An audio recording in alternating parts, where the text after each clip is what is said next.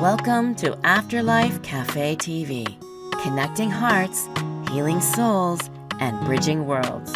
I'm your host, Helen Peacock, and this is your sacred grounds, a warm, welcoming space where you're invited to take a seat, exhale, and just be. Each week, we will gather cafe style for heartfelt conversations, some mediumship, and maybe some intuitive insights and soulful storytelling that explore the afterlife, some healing, grieving, and the unbreakable bond between us and those in spirit.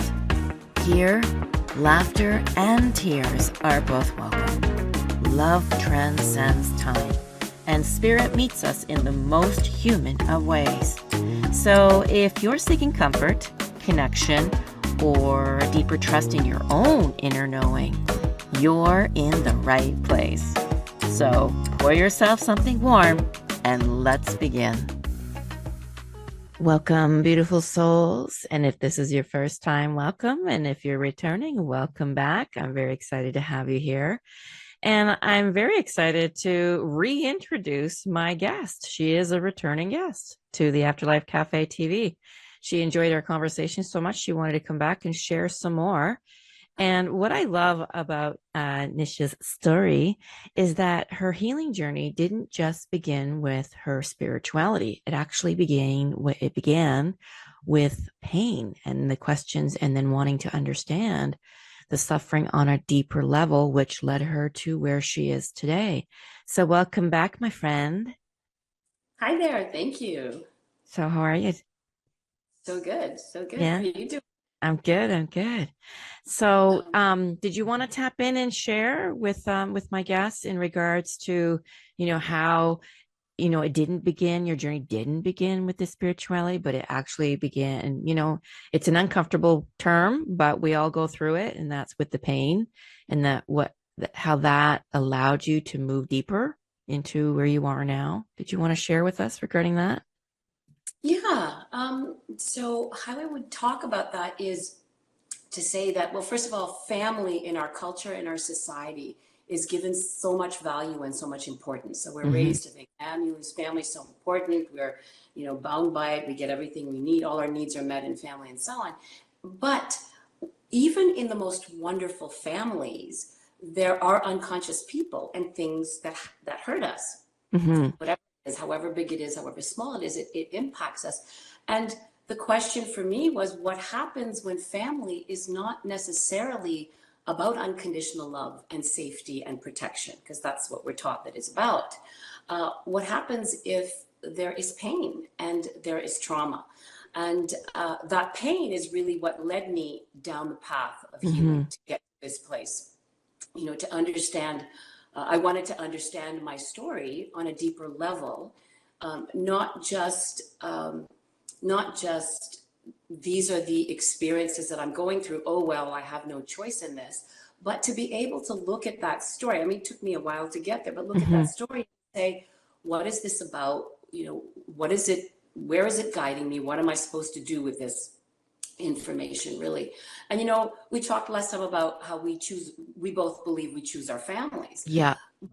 But I want to clarify, we didn't choose to be battered and bruised emotionally and mentally and physically. Mm-hmm. That feels like blaming the victim.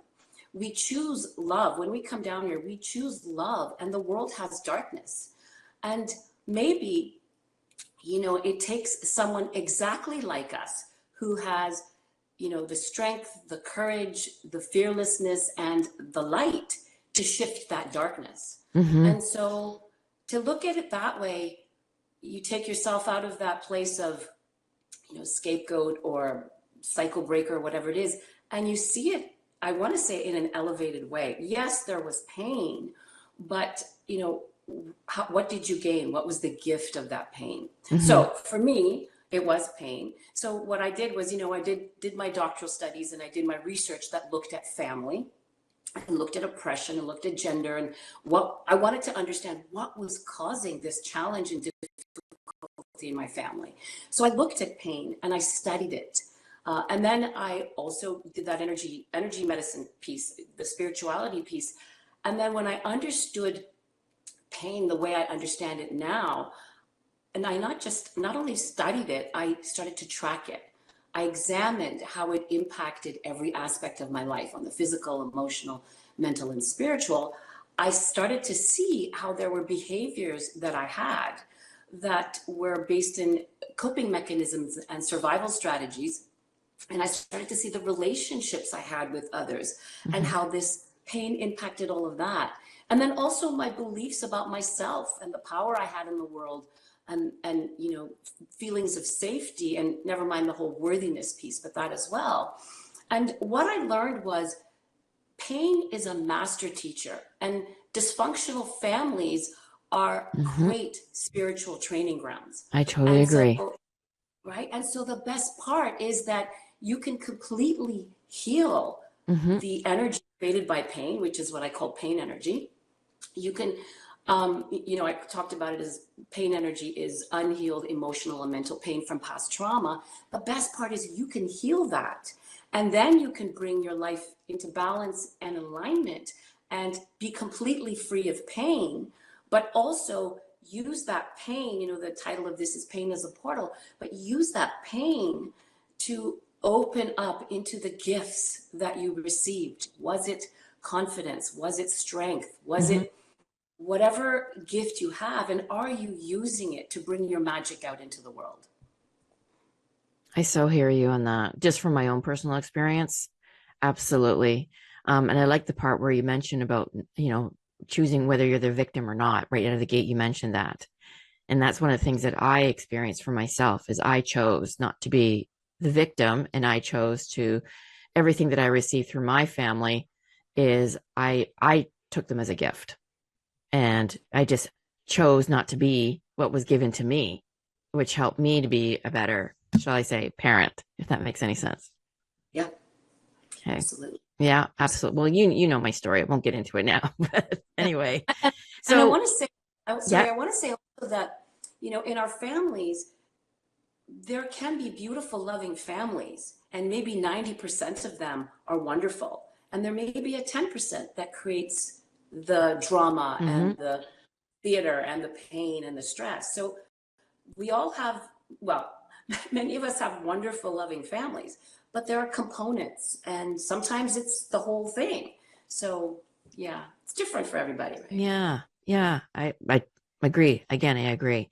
So when you speak about trauma and oppression, at what point did you realize that your pain was affecting like not only your emotions, but your body and energetic field as well?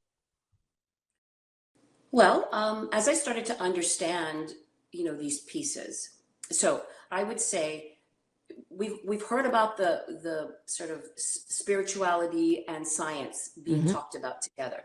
And so my piece is, because my doctorate is looking at studying family and social dynamics, I add the piece of social science to this. And so it's not just science, it's not just spirituality, but it's all the relationships that we've had growing up, how they've impacted us, what that means to us, and so on. So for me, the way I came to understand that was pain was affecting not just my emotions and my mind, but also my body. And I started to see, there was an IBS diagnosis, irritable bowel syndrome diagnosis. There was stomach ulcer. There was, neck pain, tension, stress.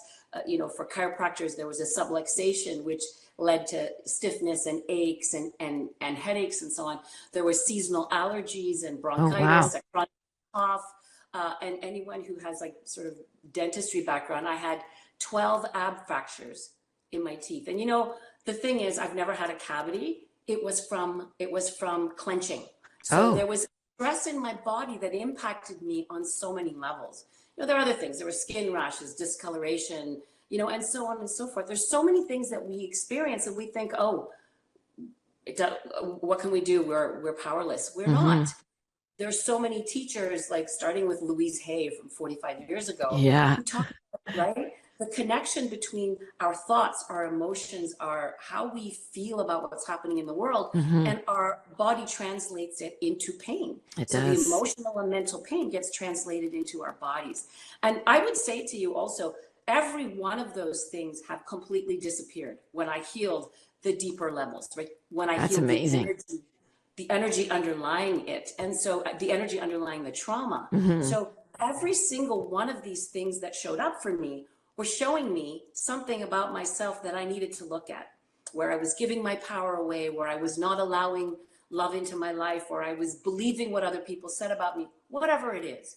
And so so that's sort of how that pain started manifesting in my body. And just to answer your question as well, are you familiar with Bruce Lipton? Yes, I am. Right? The He's more, biology he's of, more, he's more scientific though, right? yeah. And this is what helped me bridge the gap for me, because he talked about the healing of the future, because he's a cellular biologist. So he's Mr. Yes. Science. And he talks about the healing of the future. What would it be like if disease in your cell or in your body, instead of being cut out or burned or poisoned, what if we could release the dense, lower vibrational energy in the cells and replace it with something higher, a higher frequency? And when I heard that, it kind of put all of the pieces together for me.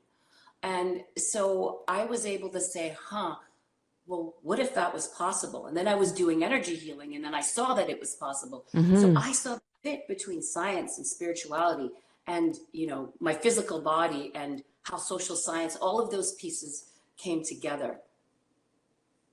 Yeah, that's it. Excuse me. I always say that the body's always trying to speak to us and get our attention. Even in the group reading that I did last night, it was the same thing. It was like just, and water was I won't get into it, but the water was the issue. And I was just like, well, your body's trying to speak with you all the time, try to get your attention. And like you said, through pain. And so when you start to notice where are you holding, that's my thing too, is I connect it also with the chakras. It's like, where am I connected? Where am I feeling this? Um, yeah, I do have a question for you, but I'm going to say that as a personal one because I was like, oh, maybe she can help me with this. Right. So, so what was your defining moment when you realized that healing was more about more than just the mind, and that the energy itself perhaps needed to be shifted? Or did it shift? Well, Yeah, because it did shift. well, I think the defining moment for me was recognizing that could be shifted and healed, that those things could be healed. That was for me like, wow, all those things in my body, all that information in my body, energy as information in my body, is not to torture me or torment me, Mm-hmm. is to show me something. And if I could pay attention and focus, I could figure out what the gap was. I could figure out what the message was from my body. And, this may sound out there, but our body, our cells, our organs all have consciousness. Yes. And when our body speaks to us through pain, you can go to the doctor and get something like a Band-Aid to put over it to help the pain, painkillers, whatever it is. And It's and just people do it, surface. yeah, Just and people do surface. it Yeah. correct. And people do it in other ways. They, alcohol, drugs, whatever it is, keeping themselves so busy that they don't have to address the issues, or, shopping or exercise 7 days a week, whatever it is, everybody has their own thing so that they can numb themselves out so they don't have to pay attention. But for me is understanding that can be healed, and this pain that you're experiencing can help shift you to the next level of your personal growth and your awareness. Mm-hmm. So you mentioned about the cells, right? And how the cells, everything, it's all pertaining, it's all together, right? So for someone that's hearing the term, say, for example, commanding the energy in your cells, if you're talking to your cells, because I try to talk to my body all the time, especially with drinking water, right? It may sound a little bit woo, but energy is energy. So if someone's trying to hear, if they're hearing the term commanding the energy in your cells for the very first time, what does that actually mean? I know it may sound a little bit woo, but what does that actually mean for the everyday person? Yeah, girl, nothing sounds woo-woo to me. Listen, I am a person of science. I have a doctorate. I love the woo-woo. I am so aligned and connected with source, creator, energy, whatever, God, whatever you want to call it. Yeah. And I am also woo-woo, only because I know that has value and meaning, and I know Mm-hmm. that there's power in it. So what does that mean? It means commanding the energy in your cells is really talking about sovereignty and the sovereignty we have as an innate ability as human beings.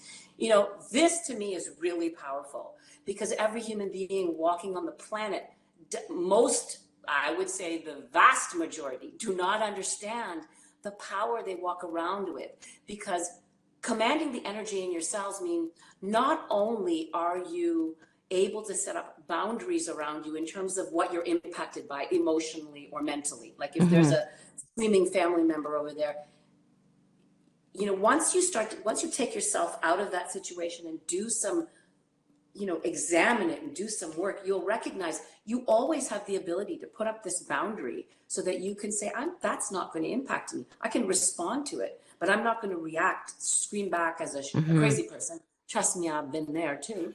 But not just the boundaries, also to think about is not energy coming right into our system. It's energies bumping up into each other. When we have relationships with other people, it's energies bumping into each other. So commanding the energy in ourselves means we can put up boundaries, but even more importantly, we can decide and choose what we let in to come and enter our beliefs, enter our feelings, enter our thought processes, and so on.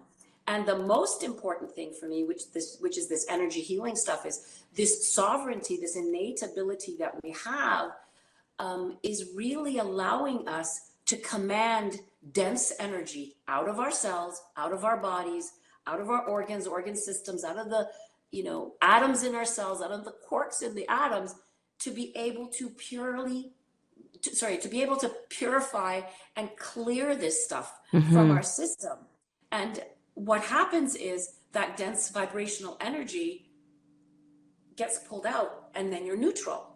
And then you get to, by the power of your sovereignty, decide, how do I want to feel? Do I want relationships that enrich me, that make me feel nurtured? Well, is that it? No, if that's not it, well, let's move to the next one. So you get to have this experience where you get to decide what energy you want to be embodying, walking around with. So you get to command that energy out of your body. That's the work that I do. And that's what I teach people. And when my book comes out, that's what it will show everybody to do, that you have this gift. It's an innate ability just by the virtue of being human. And it's sort of aligned with the comment that we are all creator beings, but that's another whole story. And so how do you feel about this as a collective, right? So we've basically been focusing just on ourselves, but as a collective, which I feel is awakening more and more, right? Happening on the planet right now. What are you personally sensing as a collective? Like, are you witnessing the shifting? Do you feel that there's a big, massive shift that's happening now? Is that a big question? No, I can answer that question because I'm seeing so many things shift. And if you're paying attention, you're seeing it as well. And even in all of our individual lives, I'm seeing so many relationships change and shift, many of them ending. Falling away for sure. Yeah. Marriages, like 30-year marriages, lifelong friendships, family dysfunction being called out, and then everybody has to address it. Even work that's draining. I'm seeing so many people ending things that no longer work. And that's because when we have a perspective shift, or we have an awakening, or we have a new awareness, there's no going back. What we put up with before, if it was harming us, we can no longer tolerate, because we have this new perspective from this collective awakening. And so it's a collective awakening, because even though we're individually experiencing it, all of humanity is experiencing it at the same time. And it's leading towards something amazing. I know it's a scary world out there, but it's leading towards something that's going to be amazing. Don't know what it is, but I feel it. It may feel or read icky at first, but honestly, it's heading towards this place of lightness, because when you decide, I'm not tolerating that anymore, you create space for what feels good, what's loving, what's joyful, what's playful. Seriously. Totally agree. And to me, I always say we're kind of like, we're a little bit in the eye of the storm right now. right? So it's like we're in the rapids of the river. And so we know for sure that, you know, when we get through that storm, the rainbow is there on the other side. So I just focus on that. It's just, we're just going through a little rough patch right now, hence disclosures, and everyone's trying to tap into that. But again, it's just all of us tapping into ourselves, but we're also picking up on as the collective is what I'd like to say. Plus, then you get Mother Gaia on top of that. So in the work that you do, right? What have you seen recently, like with your clients over the past decade, that would you say that would give hope for humanity? Again, we're back to the collective. Mm-hmm. So back to the collective. So I've seen with my clients, you know, I've seen real transformation and real change where people have done their work. And what does that mean, do their work? Has looked at the things that cause them pain and unhappiness and worked on shifting themselves out of it, whatever that looks like for each person.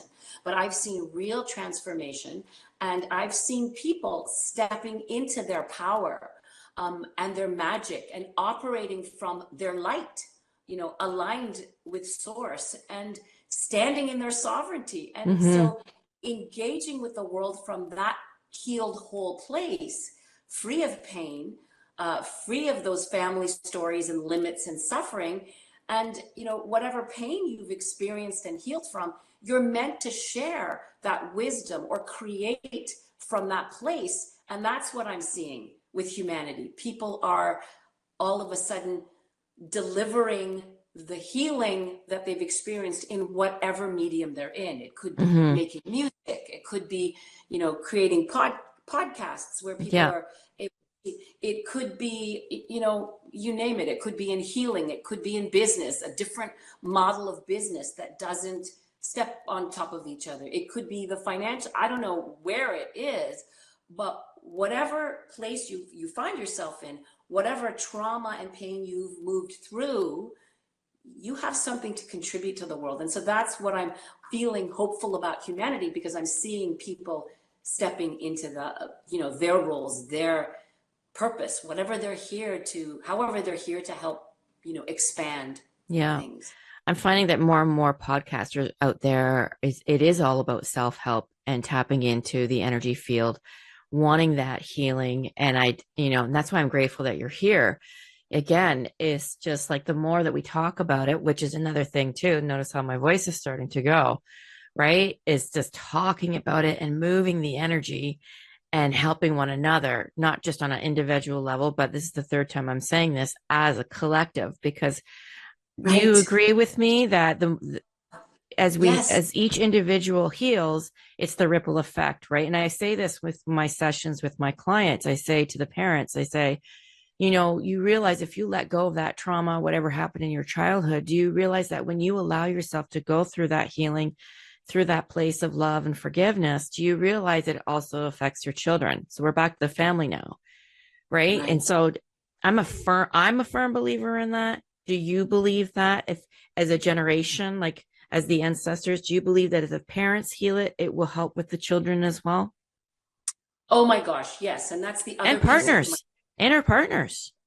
Yeah, absolutely. That's the other piece of my work, is recognizing how this pain that we're holding in our body is aligned with ancestral stories, and it gets, you know, inherited by our children.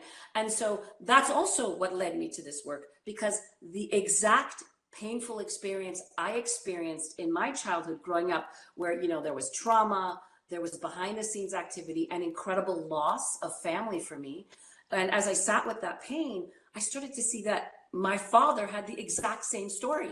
And then when I dug a little bit more, my grandfather had the exact same story. And then when my children started going to started going to grade school, I saw the exact same story unfolding in their lives.